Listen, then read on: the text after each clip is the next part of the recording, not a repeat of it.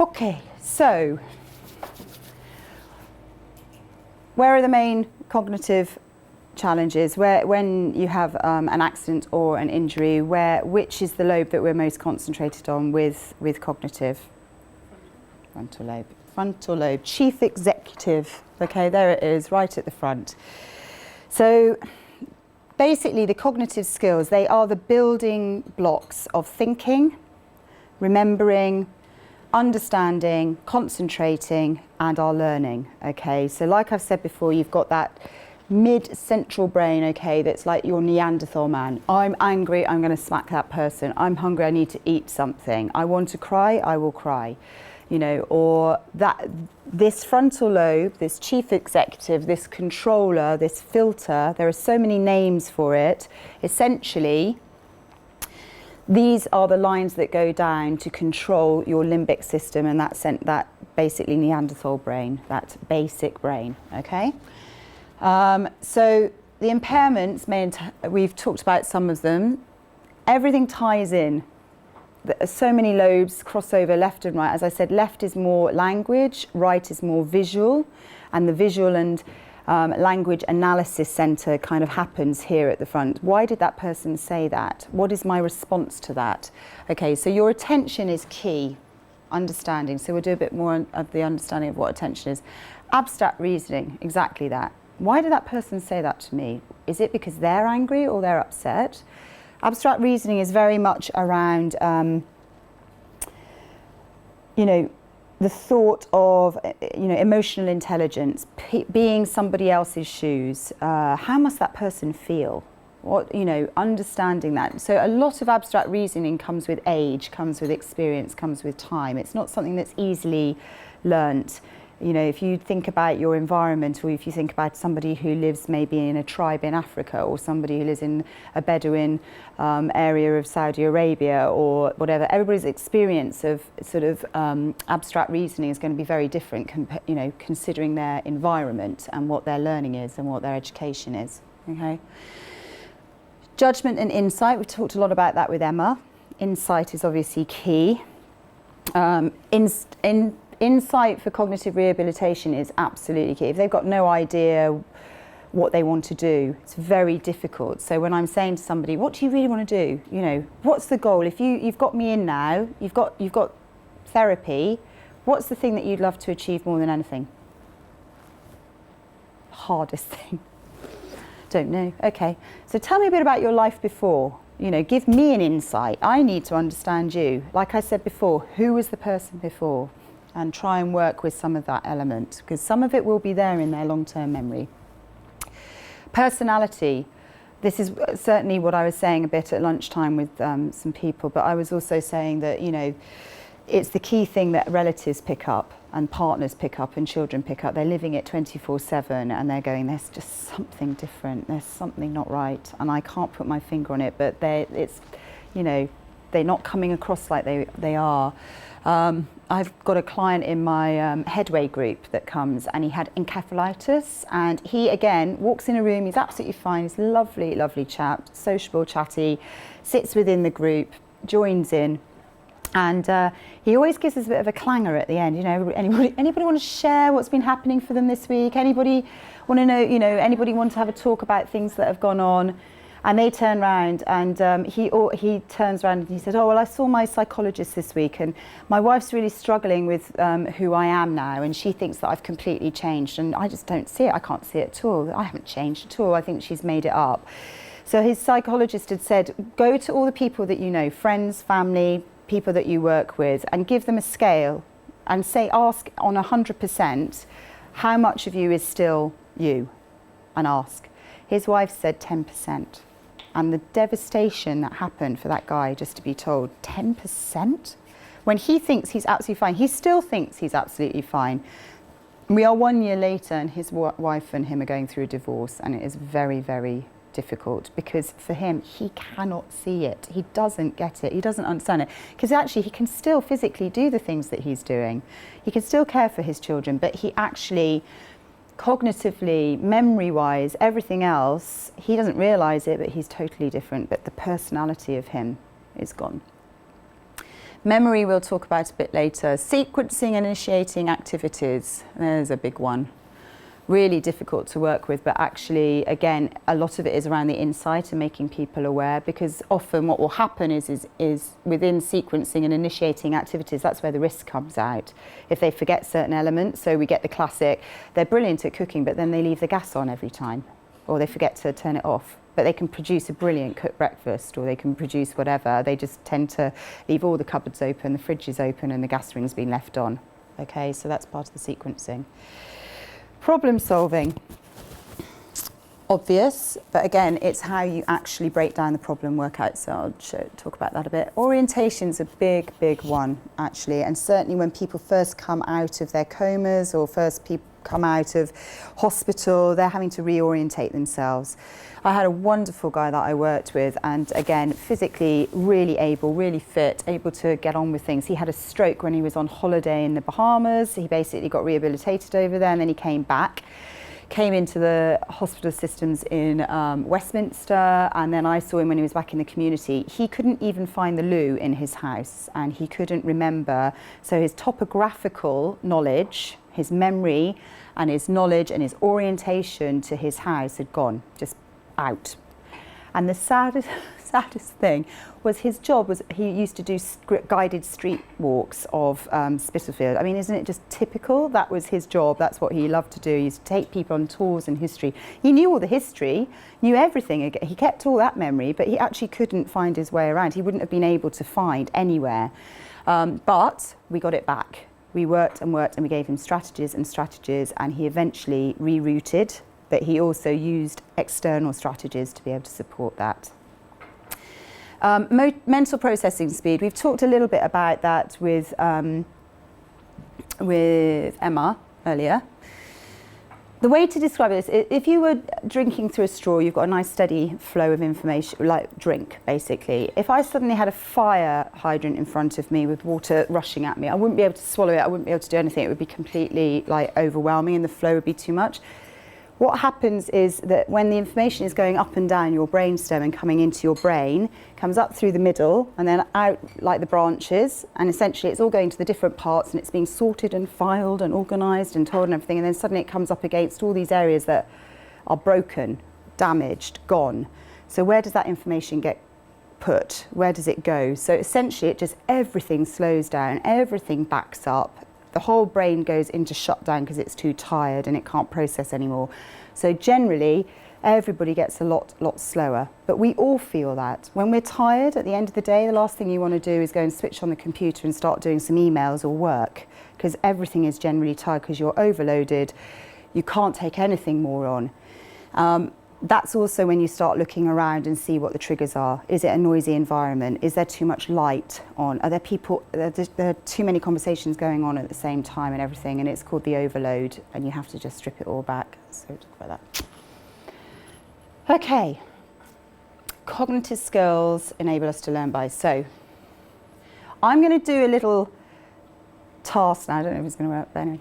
I'm going to do some things, all right? And I'm going to then ask you what things were unusual, what things were a bit different, and we're going to write them all down, and then we're going to try and work out whether it's attention, concentration, memory, what it is, okay? We're going to try and element some of those things, okay? So you just go along with what I'm doing. I don't know, it could be really hard.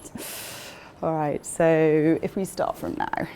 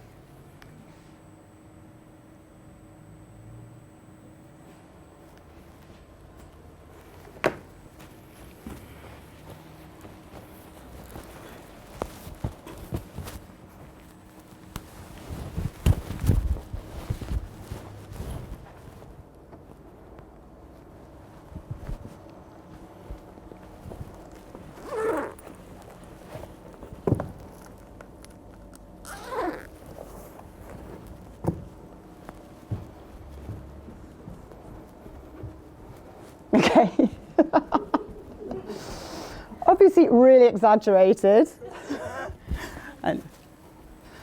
But there's a little activity. Basically, I was getting ready to go out, okay?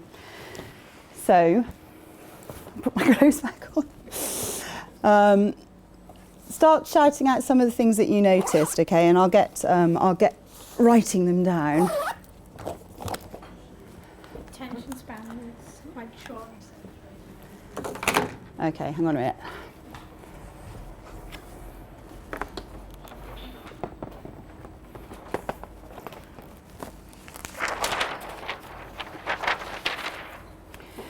So my attention span, short. Why did you know that? How did you know that? Because you're like going from one thing to the other without completing it.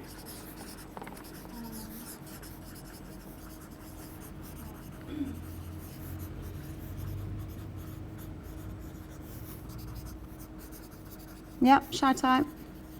Memory. Okay. Why do you think memory?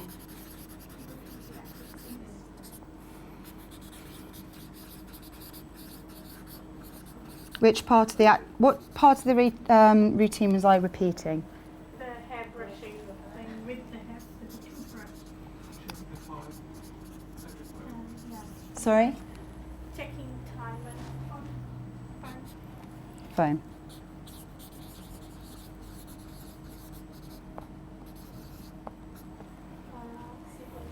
sequence. Which part?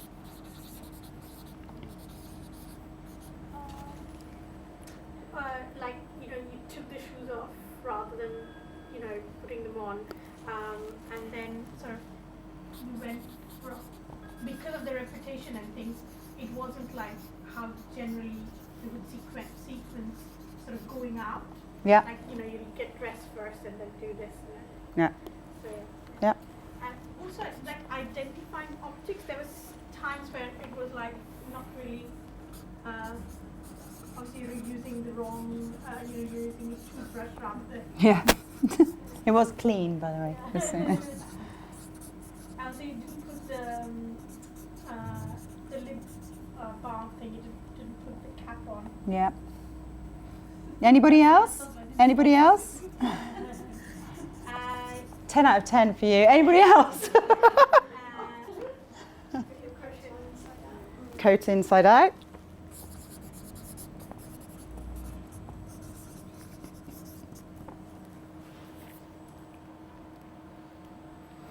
I think that's pretty much there, wasn't it? The identifying of objects can be a couple of areas, but memory can be one of them. Because at one point, did you see, I was looking at the hairbrush and I was looking at the toothbrush and I was trying to distinguish between the two and I couldn't remember. So therefore, I just started using the toothbrush because actually that's what I'd used before. But again, would I have remembered using it before? So it's those kind of things, okay? Phone checking. Big issue now. For all of us, we all are a little bit addicted to that thing that keeps flashing and buzzing and everything else. Certainly when I'm doing any activities with clients, my phone is left out of the room, it is away. It is very difficult with support workers when you're on 10-hour shifts sometimes, 7-hour shifts, and you want to be aware that there might be people contacting you and everything. If you're doing a very specific activity or task or exercise with somebody, try very hard to keep your phone out of the way, because even if their phone's out of the way, they will be distracted and watching what you're doing and what your task is as well. And they will be really nosy because again, it's dividing that attention and that concentration. What they're looking at is going to take them away from the task that they're doing. So we'll talk a bit more about attention. Memory is a really huge one as well. We'll go through that because there are so many different levels of memory and how to remember and strategies that we can do that. Sequencing is a big issue, but lots of what we do is we write down the tasks so that we get people to reference back and go back and check what stage they're at. So often my clients, when they are having sequencing problems in their personal care, they will have a list right by their bathroom window of all the things that they have to do, and I laminate it with a pen and they tick it off because otherwise they go back and repeat, and then they're basically 4 hours doing their wash and dress and exhausted and haven't got anything else to do for the rest of the day. Okay, brilliant, well done. The coat inside out as well is awareness, but also can be things called dyspraxia. So you get dyspraxia a lot in children, but it is around the formulation of function and motor components in a sequence. It's quite a complicated one, but I've got a gentleman at the moment, and no matter, he cannot understand the word up, down, inside, outside, right or left. So when you are sat there, it's the most frustrating thing, and his goal is he wants to be able to put his top on independently. He cannot organise it. He can't do front down. He's got to find that everything has now got labels on it, back, front, left, right. It's really difficult for him. He still perseveres, but really that area of his brain, what we've realised over all of this time that we're working, is just not there. It's not going to happen.